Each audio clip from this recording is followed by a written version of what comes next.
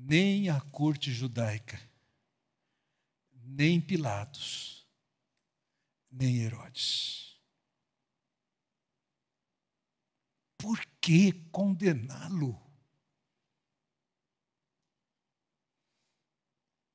O profeta Isaías, 700 anos antes de Cristo, escreve o seguinte sobre essa morte.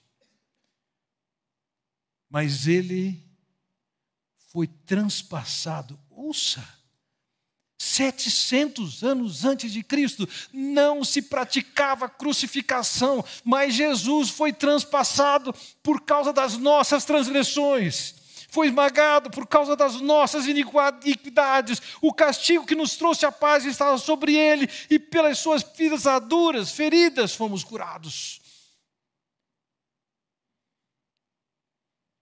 A transgressão que estava em jogo, que nem aquela liderança judaica, nem Pilatos, e não tampouco Herodes viu, eram as nossas transgressões. São os nossos pecados. Aquelas autoridades não tinham nenhum motivo para levar Jesus à morte, a não ser que estivesse acontecendo fora dos seus olhos um julgamento outro, que era o de Deus. Em meio a todo aquele conluio, aquela injustiça, aquela ausência de processo jurídico, Deus está colocando o pecado de cada um de nós sobre Jesus e está nos julgando. Tinha crime ali cometido, tinha pecado ali cometido, tinha iniquidade ali cometido. Sim, o seu crime, o seu pecado, a sua indignação, tudo isso também meu.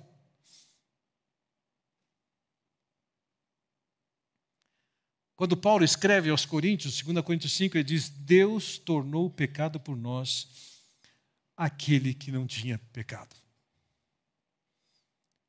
A liderança judaica não viu pecado nele. Pilatos não viu. Herodes não viu. Porque ele não tinha pecado. Mas Deus o fez pecado por nós. Deus fez com que os seus pecados fossem colocados sobre ele e o castigo do pecado fosse derramado sobre ele.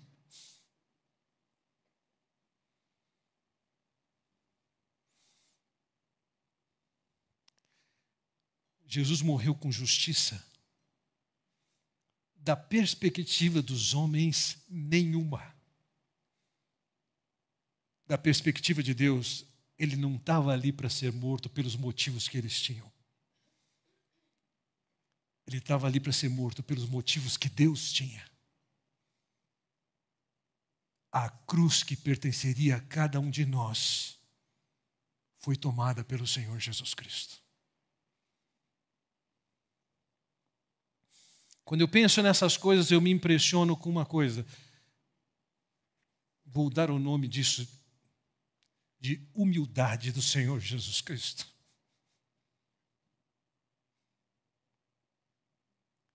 Ali estava alguém que tinha o papel e terá o papel de julgar todos os seres humanos. Mas dentro do propósito de Deus, ele comparece perante um sinédrio, um tribunal que é uma farsa, aquele que é o juiz de todos os homens. E vê aquele escândalo acontecendo. E ele diz, continua. Toda vergonha, todo sofrimento, continua. Ele vai perante Pilatos, alguém que acha que tem autoridade, enquanto Jesus sabe. É ele quem concedeu autoridade a Pilatos.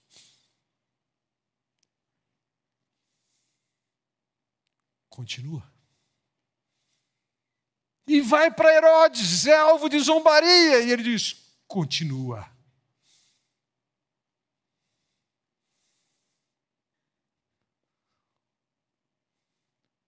a sua agenda não estava sendo definida nem pelaquela liderança judaica, nem por Pilatos, nem tampouco por Herodes. Ele estava passando por tudo aquilo, porque aquele era o propósito de Deus. Que por amor, colocou seu Filho para receber nossos pecados. E com justiça, recebeu o castigo. Lógico, justiça pelo pecado que nós cometemos. Que humildade, que determinação, que propósito.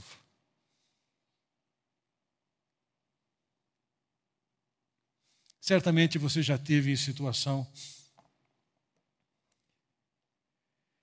em que alguém faz uma declaração sobre você que é inverídica. E o quão indignado você fica porque alguém falou de você A. E A não é verdade. Você sabe que é verdade B, C, D, E, F, G, e vai para... Mas como você fica indignado porque falou A?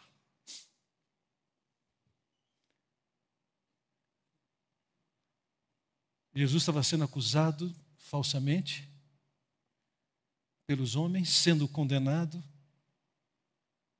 fosse pelo conluio, fosse pela omissão, mas ele sabia que o que o levava àquela cruz era de fato a determinação de Deus para que você fosse liberto das suas culpas e pudesse ser perdoado e se relacionar com Deus.